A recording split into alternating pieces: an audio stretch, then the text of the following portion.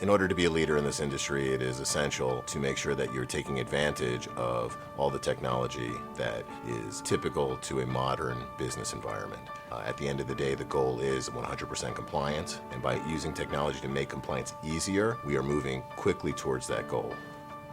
Hi, I'm Ben McKay. I'm the Executive Director of the Surplus Lines Association of California. So the view 3 years ago was to create systems that make the business of insurance easier. Going forward, this innovation plan is going to help us create a more informed industry, it's going to help us create more informed brokers, and it's going to ensure that the SLA employees have the tools they need to properly serve their constituents. We're investing in our staff and giving them the tools so everyone from the receptionist who answers that phone call to all of the different departments to be able to help our members with any questions that they ask.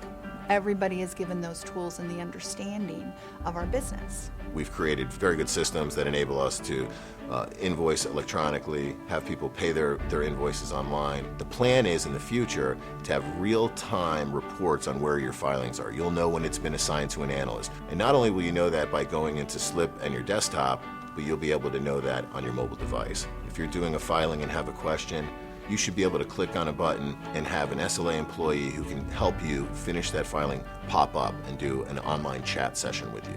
Additionally, the creation of the SLA Educator, which is essentially an online virtual assistant that helps walk you through step-by-step a filing.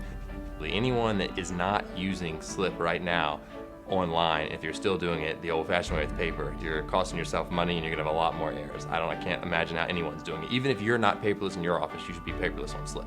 Everything needs to tie into a central system so that we can capture all of the data in a single data warehouse and then analyze it. For instance, how does Mary Jones use the SLA? Oh, she must be the tax filer. So what happens next year? Instead of making her go and find the tax forms, we just send them to her. So all of a sudden, tax day, she turns on her computer, boom, there's an email, the form is there for her. I think it really is all about the efficiency.